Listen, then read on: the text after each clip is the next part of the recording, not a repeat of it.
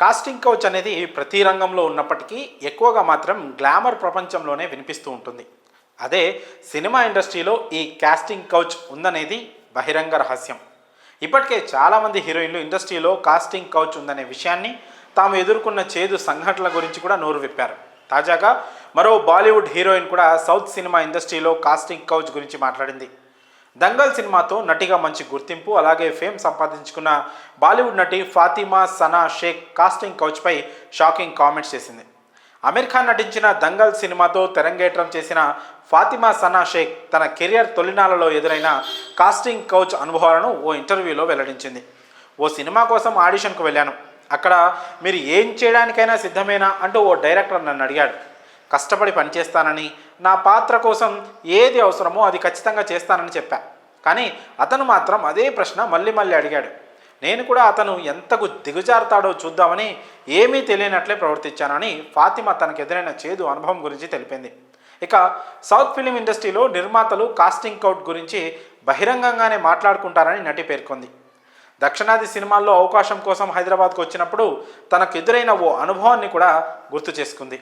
హైదరాబాద్లో ఓ నిర్మాతను కలిసిన అనుభవాన్ని పంచుకుంటూ, నిర్మాతలు కాస్టింగ్ కౌచ్ గురించి చాలా ఓపెన్గా మాట్లాడతారు. మీకు తెలుసా, ఇక్కడ మీరు కొందరిని కలవాల్సి ఉంటుంది అనేవాళ్ళు. ఆ విషయం నేరుగా చెప్పేవాళ్ళు కాదు.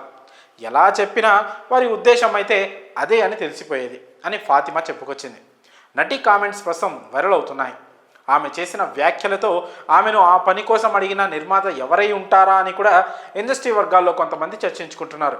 కాగా ఫాతిమా ప్రస్తుతం మెట్రో ఇన్ ధనో మూవీలో నటిస్తుంది. ఈ చిత్రంలో ఫాతిమాతో పాటు ఆదిత్య రాయ్ కపూర్, సారా అలీ ఖాన్, అనుపమ్ ఖేర్, నీనా గుప్తా, పంకజ్ త్రిపాఠి లాంటి తారలు కీలక పాత్రల్లో నటిస్తున్నారు. కాస్టింగ్ కౌచ్పై ఆమె చేసిన వ్యాఖ్యలపై మీ అభిప్రాయాలను కామెంట్స్ రూపంలో తెలియజేయండి. 12 ఏళ్లకు ఒకసారి జరిగే మహాకుంభమేళలో పాల్గొని త్రివేణి సంగమంలో పుణ్యస్థానాలు ఆచరించాలని చాలామంది ఆసక్తి చూపిస్తూ ఉంటారు. పైగా బుధవారం మౌని అమావాస్య కావడంతో మరింత మంది అక్కడకు వెళ్లేందుకు ఏర్పాట్లు చేసుకుంటున్నారు. ఉత్తరప్రదేశ్లోని ప్రయాగ్రాజ్లో జరుగుతున్న కుంభమేళాకు భారీ సంఖ్యలో భక్తులు కార్లు, బస్సులు, రైళ్లు, విమానాల ద్వారా అక్కడికి చేరుకుంటున్నారు. అయితే తాజాగా ప్రయాగ్రాజ్ వెళ్లేందుకు కేటాయించిన ఓ ప్రత్యేక రైలుపై ప్రయాణికులు రాళ్ల దాడికి పాల్పడ్డారు. ఈ ఘటన ప్రస్తుతం దేశవ్యాప్తంగా సంచలనంగా మారింది. దాడికి సంబంధించిన వీడియోలు కూడా సోషల్ మీడియాలో వైరల్గా మారాయి. రైల్లో ఉన్న ఓ ప్రయాణికుడు సెల్ఫీ వీడియో కూడా ప్రస్తుతం సోషల్ మీడియాలో ట్రెండ్ అవుతోంది. ప్రయాగ్రాజ్కు వెళ్తున్న తమపై కొంతమంది దాడికి పాల్పడుతున్నారని, రైలు లోపల చిన్నపిల్లలు, మహిళలు ఉన్నారని, కిటికీలు, తలుపుల నుంచి రాళ్లతో దాడి చేస్తున్నారంటూ అతను పేర్కొన్నాడు. అయితే ఈ ఘటనకు సంబంధించిన పూర్తి వివరాలు అయితే ఇలా ఉన్నాయి. మధ్యప్రదేశ్లోని ఝాన్సీ జిల్లా ఛతర్పూర్ రైల్వే స్టేషన్కు కుంభమేళాకు వెళ్లే స్పెషల్ ట్రైన్ వచ్చి ఆగింది. అయితే అప్పటికే పెద్ద సంఖ్యలో అక్కడ ప్రయాణికులు ఉన్నారు. వీరంతా కుంభమేళకు వెళ్లేందుకు రైలు కోసం వేచి చూశారు. అయితే రైలు వచ్చి ఆగిన వెంటనే తలుపులు తీయబోయారు. కానీ అవి ఎంతకు తెరుచుకోకపోవడంతో ప్రయాణికులు తీవ్ర ఆందోళనకు గురయ్యారు. ఈ క్రమంలోనే రైల్లో ఉన్న వాళ్ళే తలుపులు మూసినట్లు గుర్తించి వెంటనే రాళ్లతో దాడికి పాల్పడ్డారు. తలుపులు తెరవమని చెబుతూనే తలుపులు, కిటికీలు పగలగొట్టారు. విషయం గుర్తించిన పోలీసులు వెంటనే వచ్చి ప్రయాణికులను ఆపారు. రైలుపై దాడి చేయొద్దని కోరుతూనే మీ సమస్యను చెప్పమని అడిగారు. దీంతో రైల్లో ఉన్న ప్రయాణికులు తలుపులు, కిటికీలు మూసేశారని, తమను లోపలికి రానివ్వకుండా అడ్డుకుంటున్నారని చెప్పారు. ఆపై పోలీసులు రైలు తలుపులు తెరిచి ఎందుకు ఇతర ప్రయాణికులను ఎక్కనివ్వట్లేదని లోపలున్న ప్రయాణికులను ప్రశ్నించగా, ఇప్పటికే రైల్లో అనేక మంది ఉన్నట్లు లోపలి ప్రయాణికులు చెప్పారు. ఇంకా ఎక్కువ జనం ఇందులోకి ఎక్కితే చాలా కష్టమవుతుందనే అలా చేసినట్లు వాళ్ళు వివరించారు. దీంతో పోలీసులు బయట ఉన్న ప్రయాణికులను శాంతింపజేశారు.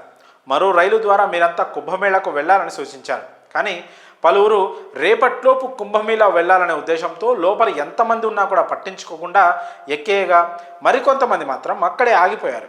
ఈ విషయాన్ని నేరుగా Jhansi railway division PRV Manohar Kumar Singh తెలిపారు.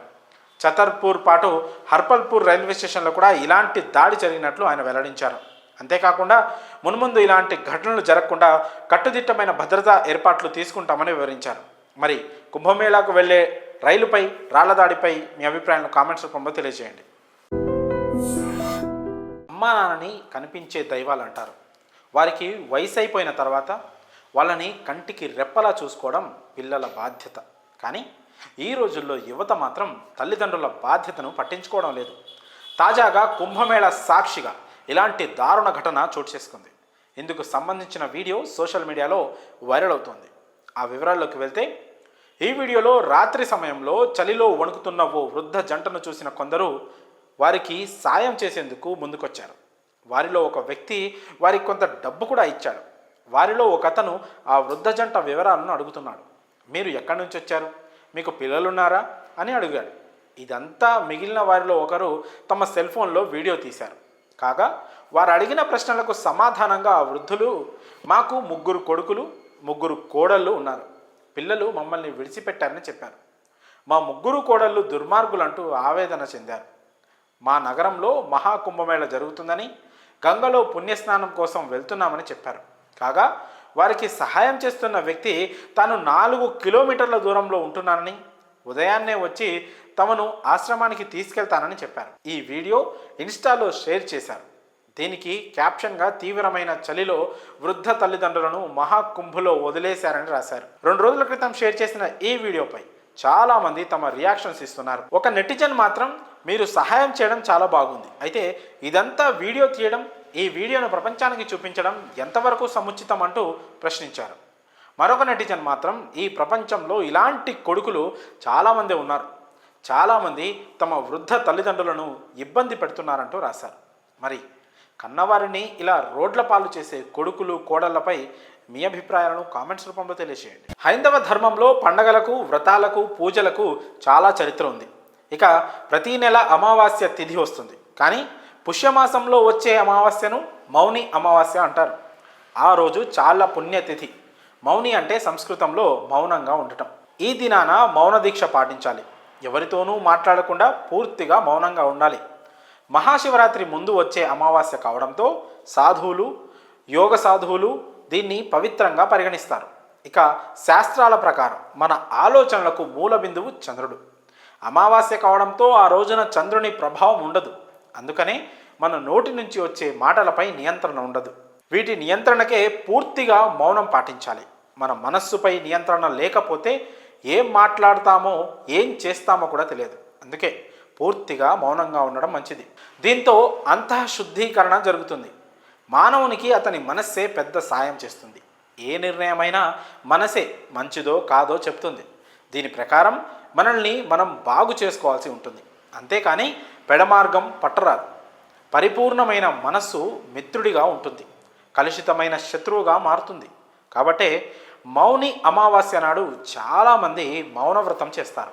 అయితే అసలు మౌని అమావాస్య రోజు ఎలాంటి నియమాలు పాటించాలి, ఈ రోజు ప్రత్యేకత ఏంటి, ఇలాంటి అన్ని విషయాన్ని ఇప్పుడు మనం తెలుసుకునే ప్రయత్నం చేద్దాం. ఈసారి మౌని అమావాస్య జనవరి 29న వచ్చింది. ఈ రోజున పవిత్ర నదుల్లో పుణ్యస్నానం చేసి సూర్య నమస్కారాలు చేయాలి. శ్రీహరి, లక్ష్మీదేవి, గంగామాతను పూజించి హారతి ఇవ్వాలి. శివాలయానికి వెళ్ళి నవగ్రహాలకు ప్రదక్షిణ చేసి శివుడికి రుద్రాభిషేకం చేయాలి. ఇక అవకాశం ఉంటే మౌనవ్రతం పాటిస్తే మంచిది. ఇక ముఖ్యంగా పితృదేవతలకు వారి పేర్లు చదువుతూ 3 సార్లు నువ్వులు, నీళ్లు కలిపి తర్పణాలు వదలాలి.